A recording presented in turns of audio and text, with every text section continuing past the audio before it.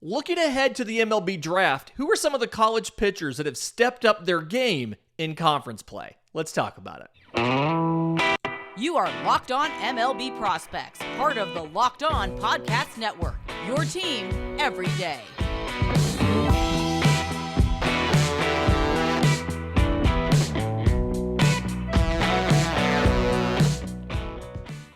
Yes, welcome on in to Locked On MLB Prospects, your home for all things minor league baseball. I'm your host, Lindsey Crosby, editor-in-chief of BravesToday.com, freelance baseball writer and podcaster. Thank you for making this your first listen. Every single day, we're proudly part of the Locked On Podcast Network, where it's your team every day. And today's episode is made possible by our friends at Game Time. Download the Game Time app, create an account, use code LOCKEDONMLB for $20 off your purchase. Last-minute tickets, lowest prices guaranteed. So we're looking ahead to the MLB Draft, and a couple things we're going to talk about today. First, college pitchers that have stepped up their game to another level in conference play. First guy I want to talk to, right-hand pitcher Brandon Sproat of the University of Florida. This Florida rotation is absolutely absurd between Hurston Waldrop, who we've talked about before as being a first-round draft pick, Brandon Sproat. They have James Caglione, who not only can hit like 98 with the fastball, but also I think is close to leading college in home runs. But Brandon Sproat went out there last Thursday night, so a week ago. They opened their conference play against Georgia. He went 9 innings, 1 hit, no runs, 2 walks, and 11 strikeouts. So the thing for Brandon Sproat is 6'3", 210. He was drafted in the 3rd round last year by the Mets. It's actually the second time he had been drafted. He was a 7th round pick by the Rangers in 2019 out of high school and went to college instead. Mets took him in the 3rd. He turned that down, came back to college. His thought process was, I can go a little bit higher. And outings like this very much help the case for Brandon Sproat. So 4 games on the season, 2.73 ERA in 29 and 2/3 innings, 43 strikeouts, so 13 strikeouts per 9, 14 walks, 4.2 walks per 9, 2 home runs allowed. And when you look at from last year to this year, he's dramatically increased the strikeouts. He was sitting about 8.2 strikeouts per 9 to right now being at 13. The walks have ticked up a little bit, 3.3 to 4.2 per 9, but significantly better as far as walks and hits per innings pitch. His whip dropped from 1.3 to 0.87. And what he's done is he has electric stuff. It's just been a matter of trying to harness it and then trying to be a little bit more swing and miss oriented with it. So the fastball is a plus fastball, sits 95, can touch 99 or so. Slider is very much an above average pitch, sits in the mid 80s. I think the changeup's a plus pitch, sits in the high 80s. And last year, the big thing about this arsenal, the slider, the changeup especially, was it was much better at inducing ground balls than it was at swing and miss. He's added a little bit of velocity to the slider.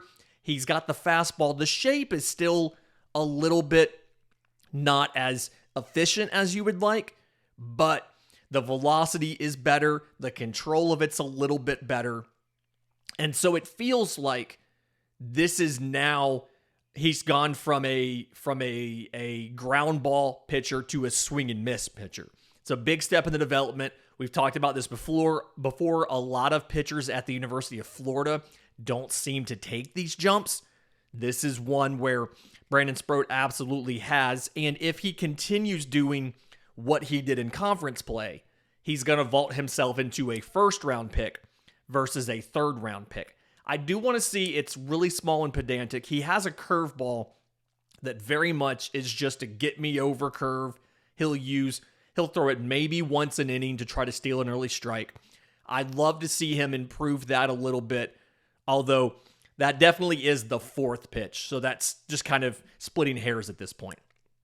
The number 2 guy I want to talk about is left-hand pitcher Hunter Owen of Vanderbilt. He also went out and threw a complete game last week, this time Friday night, against number 15 Ole Miss, who won the national championship last year. 9 innings, 2 hits, no runs, 1 walk, 11 strikeouts. So he's a big boy, 6'6", 260, but he's got some of the velocity to go with that big frame. Fastball sits in the upper 90s. I think the curveball's really promising, and then has a changeup that tunnels really, really well off of the fastball. The thing with Hunter Owen is he had done a lot of stuff in relief earlier in his career, so he's pretty raw. He's going to have to stretch out a little bit. I think he started 1 game last year at Vanderbilt, and then in 21, he was working strictly in relief. So, going to have to stretch out. 28 2/3 innings right now with a 2.2 ERA across 5 starts. So you're looking at, 5.5 innings per start as of right now. And that's obviously skewed by a 9-inning complete game. But in 28 2/3 innings, 35 strikeouts, so 11 strikeouts per 9 to 9 walks, 2.8 per 9, 2 home runs allowed. The stuff's always been there. You love that velocity from a lefty, being able to get in the upper 90s. It's just a matter of keeping the walks down, which he didn't have a big issue with that last year, keeping the velocity deeper in the starts and being able to go deeper in the starts. That complete game was definitely an accomplishment there. The third guy is somebody who has not really been a starter until this season. So right-hand pitcher George Klassen of the University of Minnesota. So he's been one of those guys. The reference here that I'm going to give you is think about Tennessee reliever Ben Joyce last year. Just tons of velocity. I mean, arm speed is absolutely absurd, but he's had issues throwing strikes in the past. He's been a little wild. He still hasn't fixed a lot of this stuff, but he went on Saturday last weekend, 7 2/3 innings, 1 hit, no runs, only 2 walks to 8 strikeouts. And the 2 walks is the big thing for me, because if you look at Klassen's season so far, 6 games, he started 5 of those 6 games. Kind of common in college. Don't read too much into it. The ERA is 5.23 on the season. 20 2/3 innings, 26 strikeouts, 11.3 per 9, to 17 walks, 7.4 walks per 9. Last year, at the age of 20, he had 16.4 walks per 9. Granted, the sample size was incredibly small, 7 2/3 innings, and then he went to summer ball. So the start against Houston, again, 1 hit, 8 strikeouts, 2 walks. You'll love that. I really do think he's going to have the best velocity in the draft. The fastball, easily 80 grade. It sits 98. He can touch 102 with it. The slider's above average, sits in the upper 80s. A lot of really hard break. He used to have a curveball, and it looks like he scrapped the curveball for the slider. And, sometimes it just doesn't quite work out. You wonder if maybe some of the improved, if some of the improved control, as good as you can get it, is from moving to the curveball to the slider. Have not seen him throw a change yet this year. The things, again, I like the fact that he was able to go deeper into the game, to be effective like that, to hold the velocity. He's just, I'm a little concerned about how high effort the delivery is. And then obviously the control, 7.4 walks per 9 right now is not good enough. But it reminds me a lot of Ben Joyce from Tennessee, who was taken by the Angels. And if he can legitimately be a starting option and have outings like this against Houston, where he gives up 1 hit and only 2 walks in 7 2/3 innings, that really makes me think that the ceiling is higher for George Klassen, higher possibly than Ben Joyce, and can push him up into the top 100. In just a minute, I want to talk about some of the prep shortstops, some of the first round prep shortstops in this class. But first, Today's episode is brought to you by our friends at Game Time. If you've ever decided kind of last minute that you want to go to some sort of event, you want to go to a ball game, a concert, a play or a show, whatever it might be, you know that the hardest part, and the reason why I commonly don't do that, is because it's so hard to find tickets. It's a very stressful thing. You're like, well, we're going to go all the way there. We're going to park and all that. Can we even get tickets? If we can get tickets, are they going to be a reasonable price? And the worst case scenario is you have to go outside and try to buy it off somebody on the street. And so Game Time is the fast and easy way to buy tickets for all the sports, music, comedy, theater, whatever it is near you. They've got killer deals on last minute tickets and their best price guarantee. So you don't have to stress out over, can we even get tickets to this thing? You could just decide to go and then have fun. So the app is really cool as far as they have deals on tickets right up to the day of the event. They'll sometimes have exclusive flashes. They're like, hey, the last hour before game time, we've got tickets to this college football game near you. We've got tickets to this baseball, whatever it might be. And the Game Time guarantee is what makes this great to me. You always get the best price, okay? If you find tickets in the same section and row as what Game Time is selling you, and they're cheaper, Game Time will credit you 110% of the difference, okay? This is the fastest growing ticketing app in the country for a reason. When you go to buy the ticket, you get an image of your seat before you buy, so you know exactly what kind of sight lines you're going to have, the proximity you are to the action, whether it's the field, whether it's the stage, whatever it is. It takes 2 taps to buy the ticket, and they send them directly to your phone. So snag tickets without the stress with Game Time. Download the Game Time app, create an account, and use code LOCKEDONMLB for 20% off your first purchase. Terms and conditions do apply. But again, create an account and redeem code LOCKEDONMLB for 20% off. Download the Game Time app today. Last minute tickets, lowest price, guaranteed.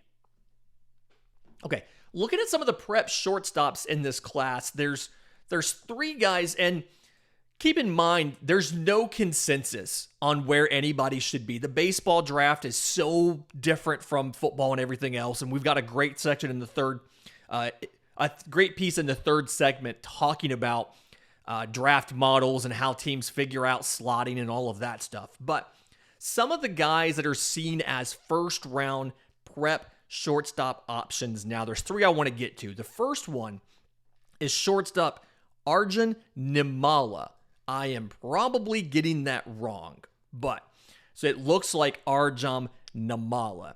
6'1", 170, committed to Florida State right now.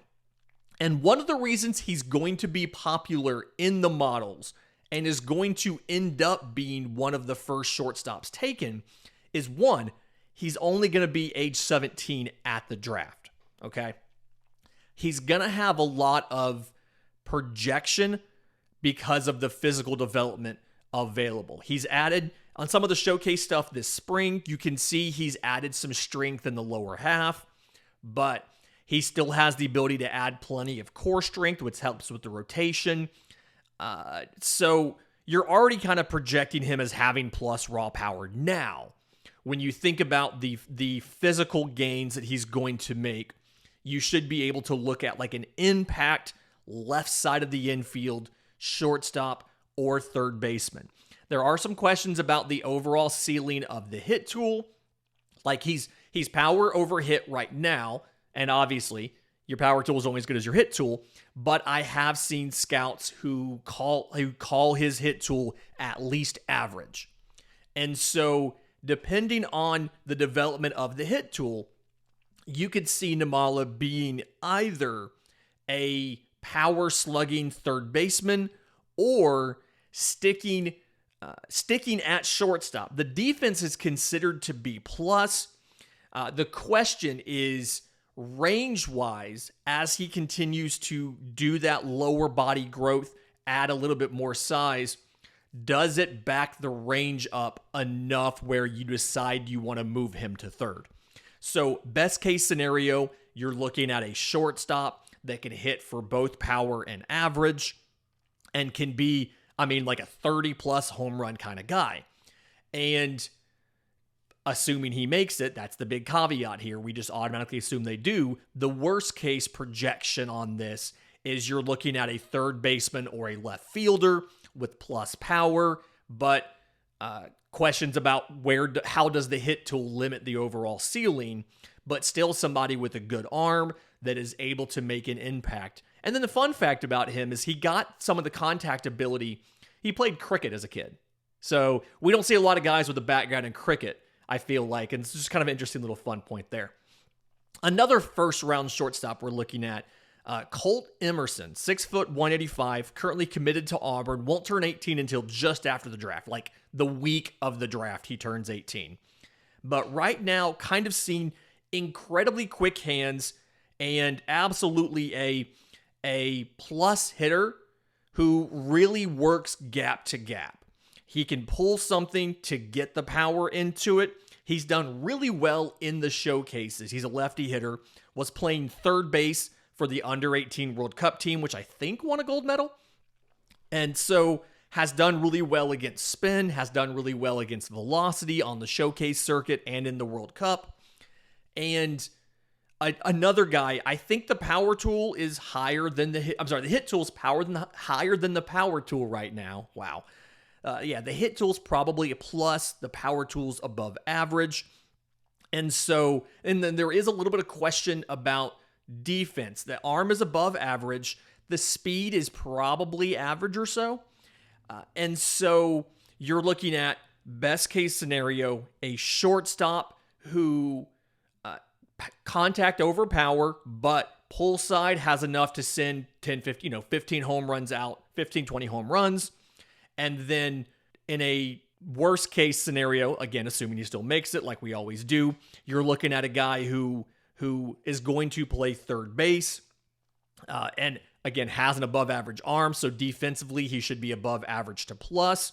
But questions about the overall ceiling on the power. So a little bit of an odd profile for third base. But either way, a lot of promise for Colt Emerson. You love lefty hitters, like left-handed hitters that can play on the left side of the infield. Again, committed to Auburn. We'll see what happens. Auburn's done a really good job of getting their guys to campus. They had catcher Ike Irish was projected to be the first prep catcher last year. Made it to campus. They had a bunch of top 100 guys that made to campus. Another guy trying to figure out if Auburn can get him to campus or not is shortstop Kevin McGonigle, 5'11", 185. And he's seen like plus hitter. He's got really good bat-to-ball skills, really good pitch recognition from him, and really good barrel manipulation to cover the whole strike zone. Probably the purest prep hitter in this draft. He's also committed to Auburn. And the thing here is there is questions about the power ceiling, right? Again, physically, 5'11", 185. He is strong as far as he's compact, but he's strong. A lot of the power ends up being pull side, but he also doesn't necessarily try to sell out for power. He'll sometimes ambush a first pitch, send it out to right. But for the most part, he's focused on the contact ability, right? He's putting the ball into play. He's hit in every showcase. He's hit everywhere he's gone. Defensively, there are some questions. He's kind of twitchy. He's got good lateral agility, good burst. The footwork isn't necessarily that great, and the arm's only average. And so there's questions about he'll probably stick it short if he goes to college, through college. If he goes pro early in the minors, he'll stick it short. But there's a lot of scouts and evaluators who think he's going to end up needing to kick into second.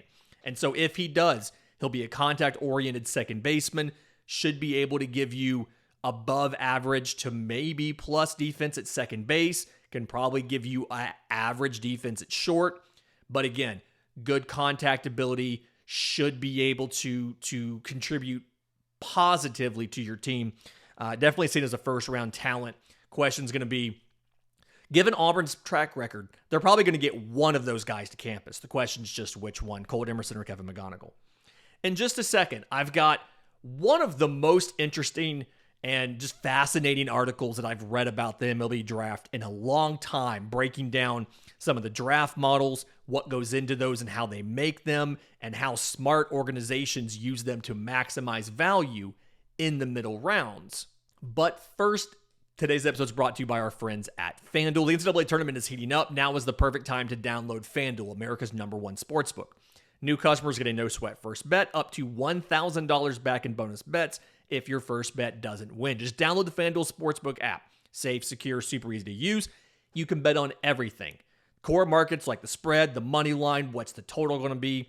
You can look at individual player props, rebounds, assists, points. And then they've got exclusive stuff like the 2x3. Will there be 2 3-pointers scored in the first 3 minutes? And then with FanDuel, you can combine all of these bets for the chance at a bigger payout with a same-game parlay. So don't miss your chance to get your no-sweat first bet up to $1,000 back in bonus bets when you go to FanDuel.com/lockedon.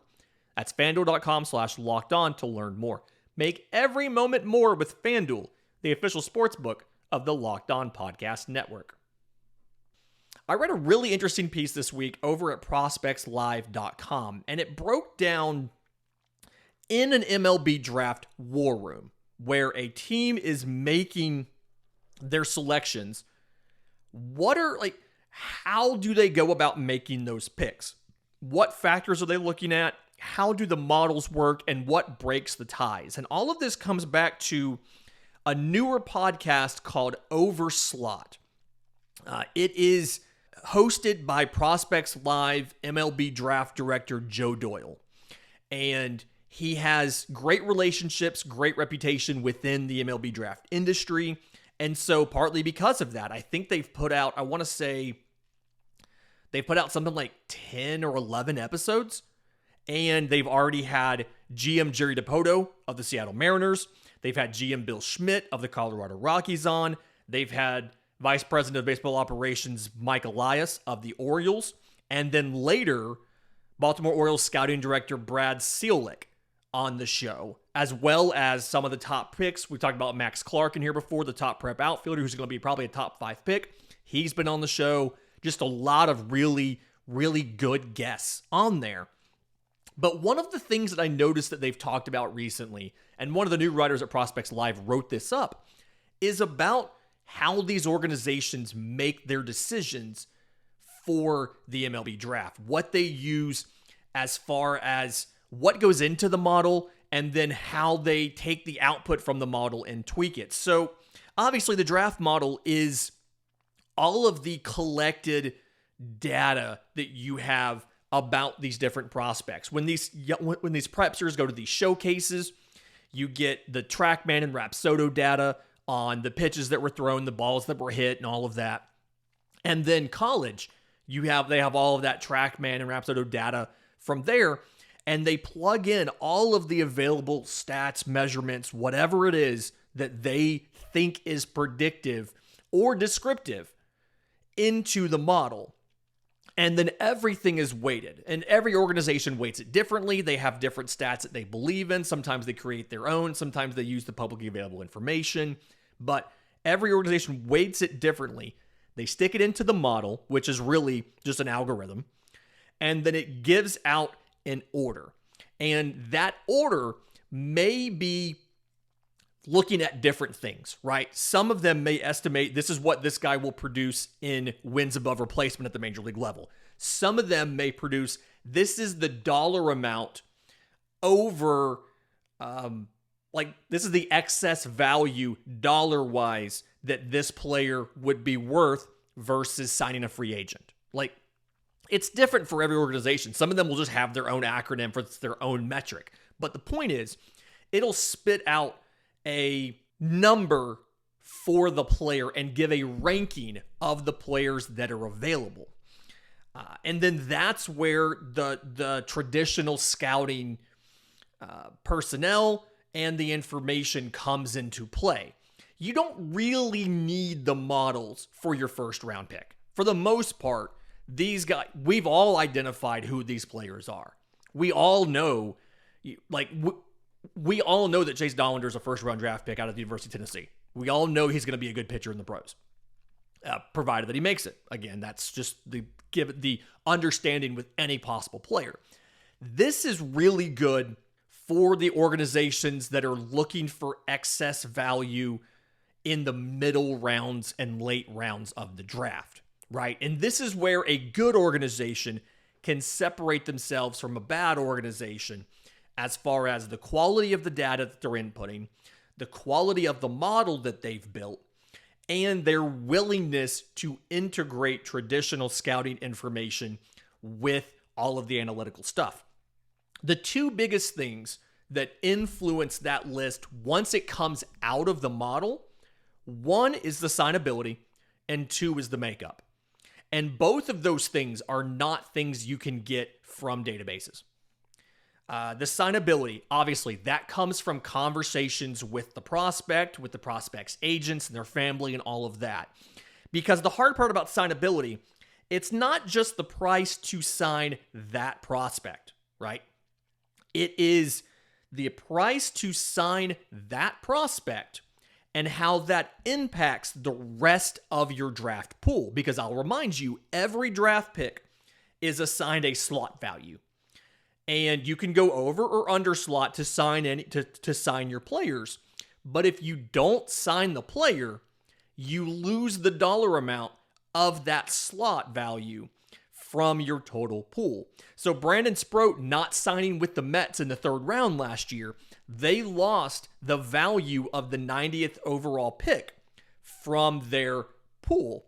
If they were counting on underpaying Brandon Sproat to have additional money to use somewhere else, that could impact your plans for multiple other players. And so that's why signability is such a big deal and it's so complicated. And that comes back to conversations with the player, their representatives, their family. The makeup is the other thing that dramatically goes into this. And if you think about it, baseball, in my opinion, is the hardest sport in the United States. It's something where, like, baseball is the only sport where you fail 75% of the time and you're considered good. If you can consistently bat 250 in the pros, you're a good baseball player. And that is failing 75% of the time. And so, like, it's a different type of mental stress being a baseball player. And a lot of times, especially with the prepsters, they've never really failed a lot. They're so prominent. They're in the showcases. They're all of this because they've been the best player on their teams growing up. And so makeup is about the ability to handle failure. It's about their work ethic. It's about their maturity. You're going to take an 18-year-old kid, if you draft a prepster, take an 18-year-old kid and you're going to give him millions of dollars. What is he going to do with that? Is he still going to be focused on doing the right things? Is he going to be a knucklehead and go out and do dumb stuff and get arrested or injure himself or do something stupid? Like, that all comes back into taking the output of the model and adjusting it and tweaking it. So, and then the big thing that this piece talks about that I really like is about organizational awareness. Every MLB organization has things that they are good at doing and that they are not good at doing. And the best organizations understand this is what we are good at. These are the traits we need to use our model to identify so that we can go out and optimize the picks that we make and the value that we can get by developing these players. So the example they give in here is a perfect example, and I'm just going to run with this one. But the Chicago Cubs. Okay. The Chicago Cubs are good with like pitchers who have either a ton of vertical break on their pitches or the cut ride fastball, right? They're also very good at developing the horizontal sweepy slider, similar to the Yankees. And so the example they give in here, we talk about Auburn a lot on today's show. Auburn right-hand pitcher Joseph Gonzalez is a top 100 pitcher. LSU right-hand pitcher Ty Floyd is a top 125 pitcher. If you're just taking rankings, they would pick Gonzalez over Floyd. But when you look at what each player does well, Gonzalez is a sinker slider kind of guy. So he obviously already has a two-plane breaking slider, and the velocity's kind of low 90s. He's physically pretty maxed out already. Whereas Floyd has a ton of ride on the fastball, has an okay curveball, doesn't really, that's a vertical breaker. So Floyd better fits what the Cubs want to do than Gonzalez. Even though Gonzalez is the higher rated prospect, Floyd's a better fit for that organization because they can take Floyd with a cut ride fastball, with a vertical break on his curveball. They can give him a horizontal sweepy slider, and they've got a better pitcher than what they started off with. It's something whereas the Guardians, to me, feel like a good fit to take a guy like Joseph Gonzalez, a guy that good pitchability, 3-pitch mix, good control, and they can unlock a little bit more velocity out of him, which is just kind of the thing that they do. So knowing what your organization is good at doing, being willing to marry the analytics with the scouting, and that's the way to be successful in the MLB draft, to have more opportunities to get better players because you can raise the ceiling on this guy higher than than some other organization would. It's a fantastic piece. I'll link it in the show notes if you want to read it. I can't recommend. I spend a lot of money on baseball content already, but this Prospects Live Patreon for this show for Overslot is absolutely worth the money. It is absolutely fantastic. So if you're wanting to learn more about scouting and analytics in the MLB draft, go to the Overslot podcast, patreon.com/overslot. Give Joe Doyle your money. It is absolutely worth it. Fantastic week this week. Wrapping up tomorrow, we're looking at 3 different position groups within major league organizations, looking at the prospects they have there, the extra talent that they have, and talking about how this might work going forward. Reminder, if you have questions for the show, I'm on Twitter at Crosby Baseball. Show's on Twitter at Locked On Farm. You can email us, lockedonmlbprospects@gmail.com, or drop your questions in the Locked On MLB Prospects Discord. Links in the episode description, links in the show notes. Until tomorrow's show, remember, it's always a good time to pay a minor leaguer.